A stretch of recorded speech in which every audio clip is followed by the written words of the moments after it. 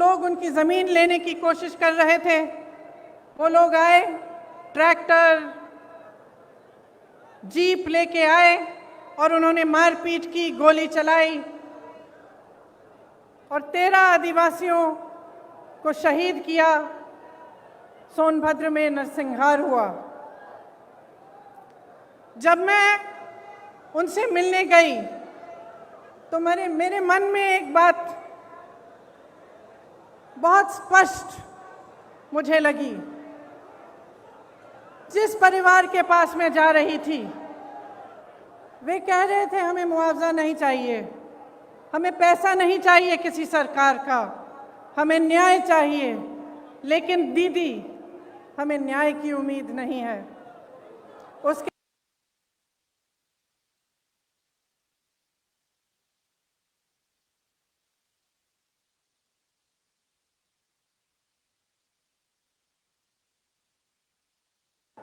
उनके पिताजी ने मुझसे कहा कि उनको घर के बाहर निकालकर उन्हें पीटा गया था, उनके बच्चों को धमकाया गया था, उनकी 9 साल की एक पोती को धमकाया गया था, लेकिन उनको न्याय की कोई उम्मीद नहीं थी।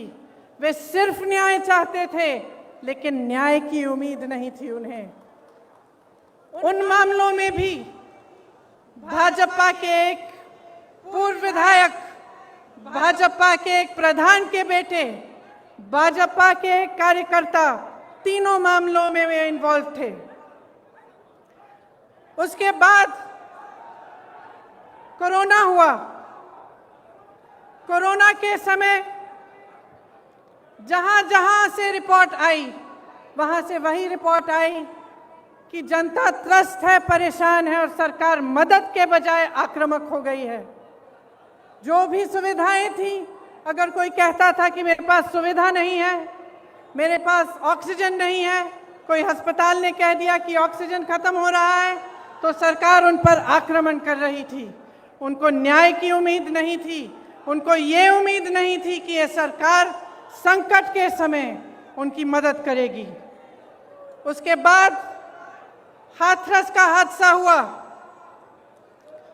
जिसमें आप सब ने देखा कि सरकार ने अपराधियों पर आक्रमण नहीं किया, सरकार ने अपराधियों को नहीं रोका, सरकार ने परिवार के सदस्यों को अपनी बेटी को की चिता जलाने से रोका।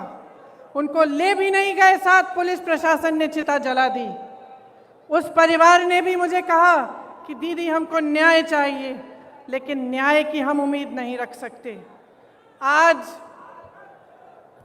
लखीमपुर खेरी में जो हुआ, पिछले हफ्ते से हम देख रहे हैं। इस देश के गृह राज्य मंत्री के बेटे ने अपनी गाड़ी के नीचे, अपनी जीप के नीचे 6 किसानों को निर्ममता से कुचल दिया और सब परिवार, 6 के 6 परिवार ये कहते हैं कि हमें पैसे नहीं चाहिए, हमें मुआवजा नहीं चाहिए, हमें न्याय चाहिए। लेकिन हमें न्याय दिलवाने वाला इस सरकार में हमें नहीं दिख रहा है। आपने देखा कि सरकार पूरी तरह से उस मंत्री और उस मंत्री के बेटे के बचत में लगी रही। पुलिस और प्रशासन विपक्ष के नेताओं को रोकने में लगी थी। जब मैंने रात में वहां जाने की कोशिश की, तब हर सड़क पे पुलिस थी, मुझे रोकने की कोशिश की, तमाम पुलिस के घेरे थे, नाकाबंदियां थी। जो परिवार हैं, पीड़ित परिवार हैं, उनके घरों में उन्हें नजरबंद किया गया, लेकिन अपराधी को पकड़ने के लिए एक भी पुलिस वाला नहीं निकला। अपराधी के घर में उन्होंने निमंत्रण भेजा कि आप आकर हमसे बात करिए। आपने किसी भी देश में, दुनिया के किसी भी देश में या इस देश के इतिहास में आपने कभी ऐसा देखा है कि एक आदमी 6 किसानों को कुचल दे, 6 लोगों की हत्या कर दे और उसको पुलिस निमंत्रण दे रही है कि आइए हमसे बात करिए? आपने कहीं ये देखा है? बताइए। कभी भी इस देश और इस दुनिया के इतिहास में ऐसा नहीं हुआ होगा। यहाँ के मुख्यमंत्री मंच पे बैठे हुए उस मंत्री का बचाव कर रहे हैं जिसके बेटे ने ऐसा काम किया है। जो प्रधानमंत्री लखनऊ आ सकते थे प्रदर्शन को देखने के लिए, उत्तर प्रदेश के प्रदर्शन को देखने के लिए, आजादी के प्रदर्शन को देखने के लिए, वो 2 घंटे की दूरी पर लखीमपुर खीरी नहीं जा सकते थे उन किसानों के हाथ पकड़ने के लिए, उनके आंसू पोंछने के लिए। ये आजादी किसने दी? जिस आजादी का महोत्सव मना रहे हैं, अमृत उत्सव मना रहे हैं, ये आजादी हमें किसने दी है? ये आजादी हमें किसानों ने दी है, किसान के बेटे ने दी है। इस देश को किसान ने सींचा है, किसान का बेटा हमारी सीमाओं पर खड़ा है आज भी। ये किसान के बेटे हैं जो हमारी सुरक्षा कर रहे हैं, हमारी सीमाओं पे इस देश की आजादी को निर्भर रख रहे हैं। ये देश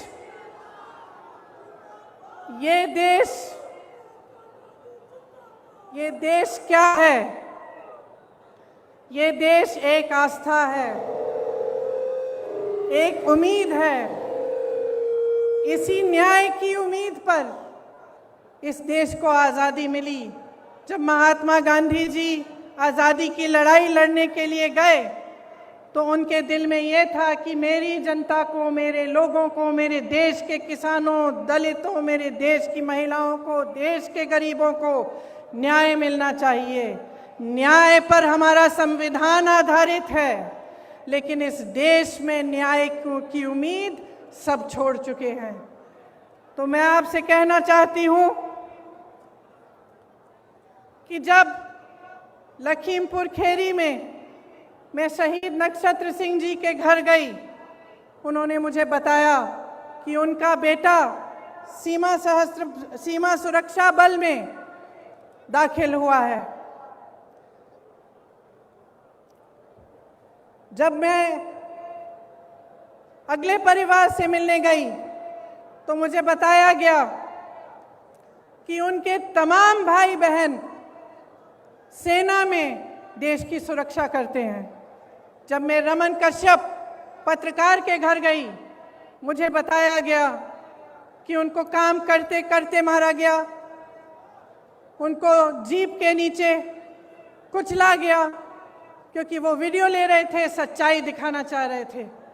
सारे परिवारों ने यही कहा कि हमें न्याय मिलने की उम्मीद नहीं है। तो अगर हमारे देश में कोई कुचला जाता है, किसी के प्रति हिंसा होती है, किसी पर अत्याचार होता है और उसको न्याय मिलने की उम्मीद नहीं होती, तो किसके पास जाएगा? अगर सरकार, मुख्यमंत्री, प्रधानमंत्री, गृह राज्य मंत्री, विधायक सभी मिले हुए हैं, सभी अपनी पीठ मोड़ देते हैं उनकी तरफ, तो किसके पास जाए जनता और क्या करे? आप जानते हैं कि किसान ने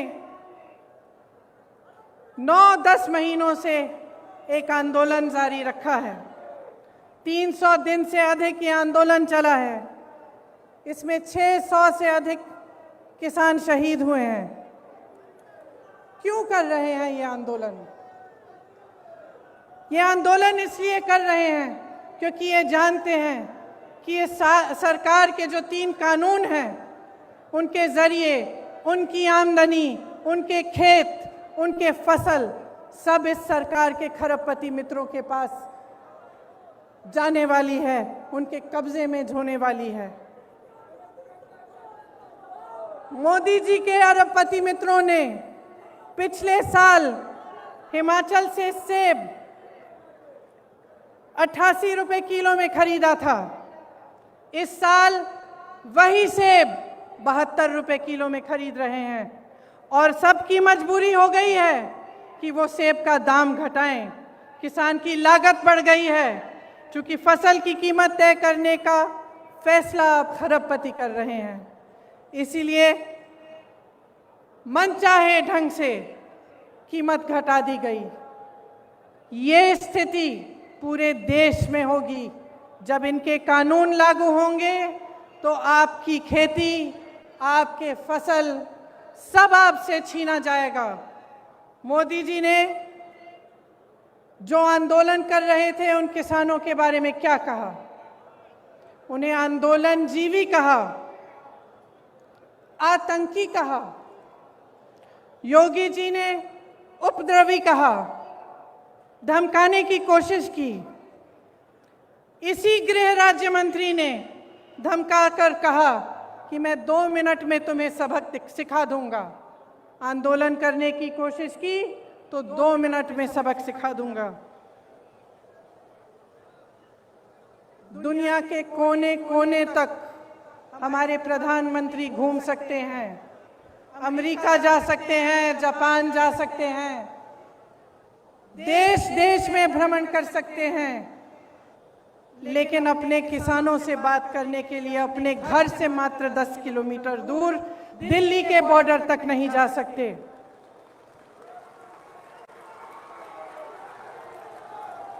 अपने आप को गंगा पुत्र कहने वाले हमारे प्रधानमंत्री ने गंगा मैया के आशीर्वाद से खेतों में फसल लहलहाने वाले करोड़ों गंगा पुत्रों का अपमान किया है। उनकी पूरी आमदनी, उनकी खेती, उनके फसल अपने खरबपति मित्रों को देने की साजिश की है। क्या वो जानते हैं कि आपके प्रदेश में किसान कितनी समस्याओं से जूझ रहा है? क्या वो जानते हैं कि आवारा पशु की कितनी बड़ी समस्या है यहाँ? क्या रात को आपकी सड़कों पे उन्होंने चल के देखा है कि हर किलोमीटर, हर आधे किलोमीटर पे आवारा पशु बैठे हुए हैं? मैंने देखा है, मैंने देखा है।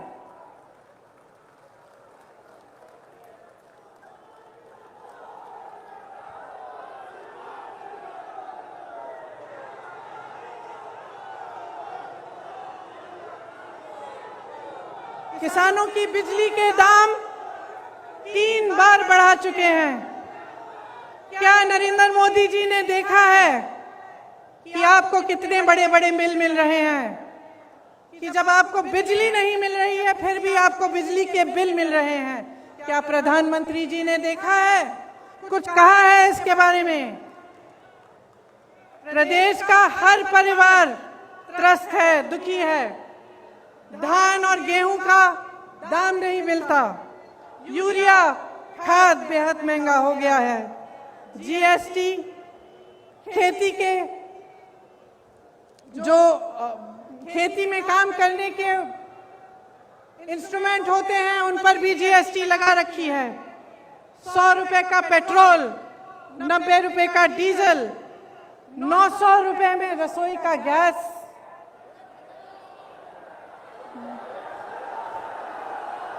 1000 आज 1000 रुपए में रसोई का गैस। 23 करोड़ लोग गरीबी रेखा से नीचे चले गए हैं। कोयला खत्म हो रहा है।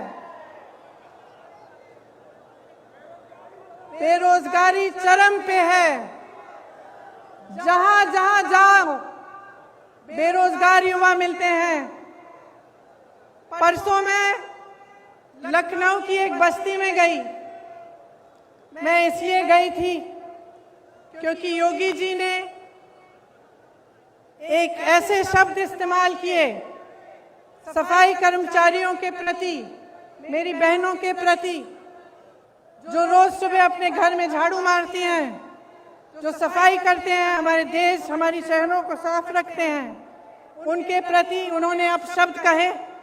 तो मैं एक बस्ती में गई वाल्मीकि मंदिर में झाड़ू लगाने के लिए और उन सब से बात करने के लिए जो इस काम को अपनी आमदनी के लिए, अपने बच्चों को पढ़ाने के लिए करते हैं।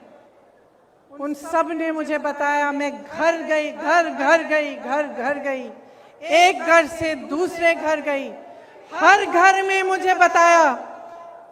अपने युवा बच्चे मेरे सामने लाए। किसी ने एमए किया था, किसी ने बीए किया था, किसी ने आईटीआई किया था, किसी के पास नौकरी नहीं थी। किसी एक का रोजगार नहीं था। और जो रोजगार कर रहे थे, जो सफाई कर्मचारी थे, उनका वेतन महीनों से नहीं बढ़ाया गया था। दुखी है जनता, त्रस्त है, नाराज भी है और नाराज होना चाहिए, क्योंकि जिस समय आप इन परेशानियों से गुजर रहे हैं, आप संघर्ष कर रहे हैं, उसी समय प्रधानमंत्री जी के खरबपति मित्र करोड़ों रुपए कमा रहे हैं। 1000 करोड़ रुपए से ज्यादा दिन में कमाते हैं और आपकी आमदनी एकदम बंद है। कोरोना के समय तमाम छोटे बिजनेस, छोटे व्यापारी, तमाम लोगों को अपने काम बंद करने पड़े, अपनी दुकानें बंद करनी पड़ी, अपने व्यापार बंद करने पड़े। क्या सरकार ने कोई राहत दी? कोई राहत नहीं मिली। सिर्फ आपको प्रताड़ित किया, कभी जीएसटी, कभी नोटबंदी, कभी कुछ और।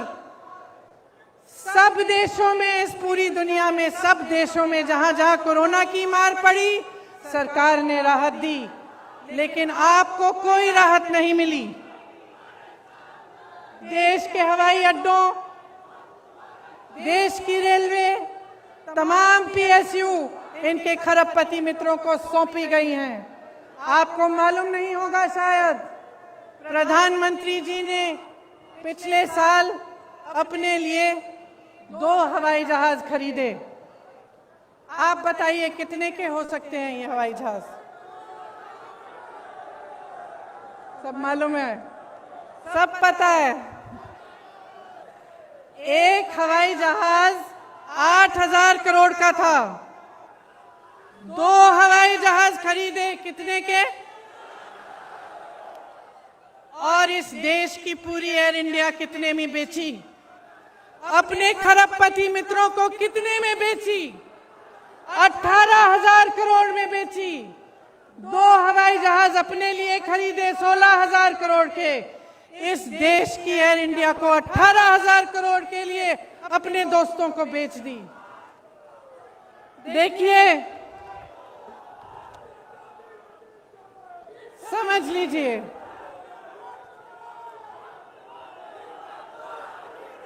समझ लीजिए। जब जब मैं बात करती हूं लोगों से, जब मैं लोगों से बात करती हूं, एक बात उभरती है कि हाँ, कुछ हो नहीं रहा है, कमाई नहीं है, रोजगार नहीं है, किसान त्रस्त है, नदियों के पास रहने वाला निषाद त्रस्त है, दलित त्रस्त है, महिला त्रस्त है, सब त्रस्त है। लेकिन दीदी, एक बात है कि मीडिया में बहुत आता है कि हम सुरक्षित हैं। तो मैं पूछना चाहती हूं कि क्या आपको सच्चाई दिख नहीं रही है? इस देश में सिर्फ 2 तरह के लोग सुरक्षित हैं आज। एक, जो भाजपा का सत्ताधारी नेता है वो, और दूसरा जो उसका खरबपति मित्र है। सिर्फ 2 तरह के लोग सुरक्षित हैं।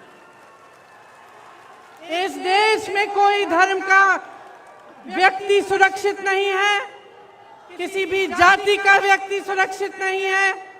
इस देश में ना मजदूर सुरक्षित है, ना मल्ला सुरक्षित है, ना निषाद सुरक्षित है, ना दलित सुरक्षित है, ना गरीब सुरक्षित है, ना अल्पसंख्यक सुरक्षित है, ना मेरी महिला बहनें सुरक्षित हैं। इस देश में सिर्फ प्रधानमंत्री, उनके मंत्रिमंडल के लोग, उनकी पार्टी के लोग जो सत्ता में हैं वो सुरक्षित हैं, और उनके जितने भी खरबपति अमीर मित्र हैं वो सुरक्षित हैं। इस बात को सही ढंग से पहचानिए। ये देश नष्ट हो रहा है, इस बात को पहचानिए। जितने भी इश्तिहार बस स्टैंडों पे लग रहे हैं, बड़ी बड़ी होर्डिंग्स लग रही हैं, इनके पीछे जो सच्चाई है आप जानते हैं। आप जी रहे हैं उस सच्चाई को। आपका अनुभव है, आप बताइए, आपको फसल का दाम मिलता है? गैस सिलेंडर मिलता है आपको? भर पाती हैं आप?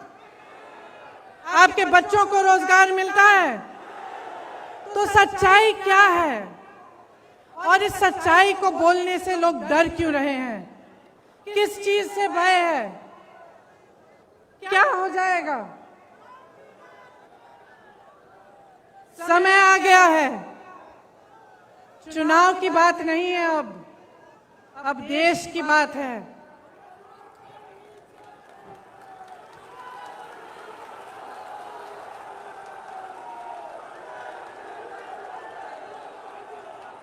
ये देश भाजपा के पदाधिकारियों, उनके मंत्रियों, उनके प्रधानमंत्रियों की जागीर नहीं है। ये देश आपका देश है, आपका देश है। इस देश को कौन बचाएगा? कौन बचाएगा इस देश को? अगर आप जागरूक नहीं बनेंगे, समझदार नहीं बनेंगे, आप इनकी राजनीति में उलझे रहेंगे, तो आप ना अपने देश को बचा पाएंगे, ना अपने आप को बचा पाएंगे। आप किसान हो, इस देश की आत्मा हो। जितने भी मंच पे नेता बैठे हैं, उनको आपने बनाया है, आपकी मेहनत ने बनाया है इस देश को। ये कभी मत भूलिए। जो आपको आंदोलनकारी कहते हैं, जो आपको आतंकवादी कहते हैं, उनको न्याय देने के लिए मजबूर करिए। कांग्रेस के जितने भी कार्यकर्ता यहाँ हैं, किसी से नहीं डरते हैं, किसी से नहीं डरते हैं। हमें जेल में डालिए, हमें मारिए, हमें कुछ भी कर लीजिए, हम लड़ते रहेंगे, लड़ते रहेंगे, लड़ते रहेंगे। जब तक वो गृह राज्य मंत्री आपका इस्तीफा नहीं देगा, तब तक हम लड़ते रहेंगे, हम हिलेंगे नहीं, हम हटेंगे नहीं। हम कांग्रेस के कार्यकर्ता हैं। हमारी पार्टी ने इस देश की आजादी की लड़ाई लड़ी है। हमें कोई चुप नहीं कर सकता, हमें कोई रोक नहीं सकता। और जितने भी लोग मेरी बातों को सुन रहे हैं, चाहे आप यहाँ मौजूद हैं, चाहे आप टीवी पे देख रहे हैं, अपने अंतर्मन में झांकिए, अपने अंतर्मन में झांकिए और अपने आप से सिर्फ एक सवाल पूछिए, सिर्फ एक सवाल पूछिए कि जब से ये सरकार आई है, इन पिछले 7 सालों में क्या आपके जीवन में तरक्की आई है कि नहीं? क्या विकास आपके द्वार पे आया है कि नहीं? जो वचन आपसे किए थे वो निभाए गए हैं कि नहीं? सिर्फ ये एक सवाल पूछ लीजिए और अपने ही मन में ईमानदारी से इस सवाल का जवाब दीजिए। और अगर इस सवाल का जवाब यही है कि आपके जीवन में तरक्की नहीं हुई, तो आ जाइए, मेरे साथ खड़े होइए, कंधे से कंधा लगाइए और लड़िए। बदलिए इस सरकार को, परिवर्तन लाइए, अपने प्रदेश को बदलिए,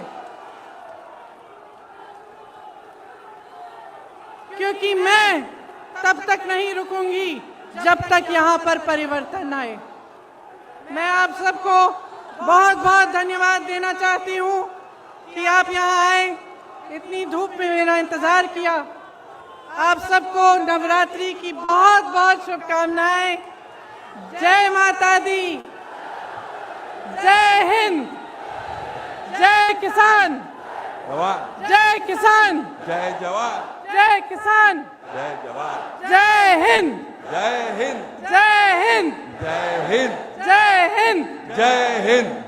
लड़ेंगे, लड़ेंगे। अब मैं इमरान प्रतापगढ़ी जी को आमंत्रित करता हूं, अपने लफ्ज के साथ जो है वो आभार प्रदर्शन करेंगे।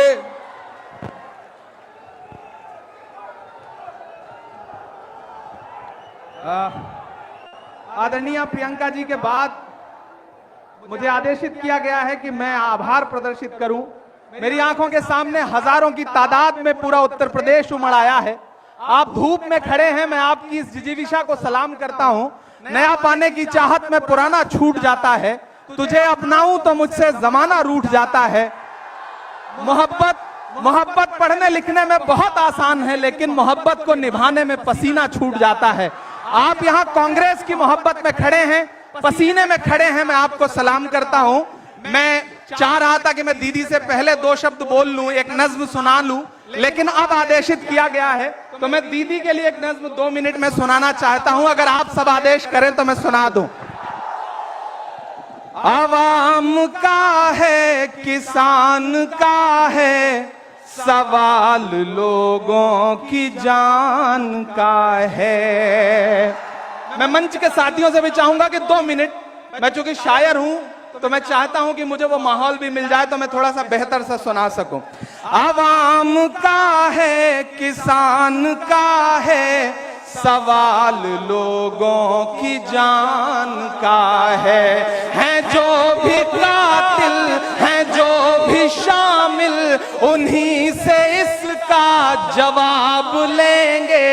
सनद रहे हम हिसाब लेंगे, सनद रहे हम हिसाब लेंगे, सनद रहे हम हिसाब लेंगे। उत्तर प्रदेश वालों, उस दिन जब प्रियंका जी लखनऊ से निकली तो ऐसा लगा था रात में कि लखनऊ से लखीमपुर की सड़कों पर प्रियंका गांधी नहीं बल्कि इंदिरा गांधी जी दौड़ रही हैं, चल रही हैं। मैं एक बंद पढ़ता हूं इस नज्म का। जमहूरियत को कुचलने वाला ये काम तेरा नहीं चलेगा। यहाँ पे हिटलर मुसोलिनी सा निजाम तेरा नहीं चलेगा। ये जुल्म की नफरतों की जितनी चलाओ आंधी नहीं डरेंगी। और जो अगली लाइन आ रही है, मैं चाहता हूं कि लखनऊ और दिल्ली तक पहुंचे जो मैं अगला मिसरा पढ़ने जा रहा हूं कि ये जुल्म की नफरतों की जितनी चलाओ आंधी नहीं डरेंगी। वो और होंगे जो डरते होंगे, प्रियंका गांधी नहीं डरेंगी। लहू लहू इंकलाब लेंगे, लहू लहू इंकलाब लेंगे, सनद रहे हम हिसाब लेंगे। तुम्हीं से इसका जवाब लेंगे, सनद रहे हम हिसाब लेंगे। मैं बाबा विश्वनाथ की धरती पर खड़ा हूं, मैं भारत रत्न बिस्मिल्लाह खान साहब की सरजमीन पर खड़ा हूं, मैं देश की सबसे बड़े सांस्कृतिक शहर में खड़ा होकर के आखिरी बंद पढ़ता हूं और आभार प्रदर्शित करता हूं। आखिरी बंद पढ़ता हूं कि शहीद होकर गुरु के बंदे चिता में जलकर महक रहे हैं। जो किसान शहीद हुए हैं, आज ये किसान न्याय रैली है, मैं उनके सम्मान में आखिरी ये 4 पंक्तियां पढ़ता हूं कि शहीद होकर गुरु के बंदे चिता में जलकर महक रहे हैं। लहू में डूबी हुई है पगड़ी, हमारे भाई सिसक रहे हैं। जो उठ पड़ेंगे ये पंज प्यारे, जो उठ पड़ेंगे ये पंज प्यारे, तो अपने पंजों में दाब लेंगे। सनद रहे हम हिसाब लेंगे, सनद रहे हम हिसाब लेंगे। बहुत बहुत तुम्हीं से आली जनाब लेंगे, सनद रहे हम हिसाब बहुत बहुत लेंगे। शुक्रिया, बहुत बहुत शुक्रिया। प्रियंका गांधी, प्रियंका गांधी लड़ेंगे, लड़ेंगे, लड़ेंगे, प्रियंका गांधी। किसानी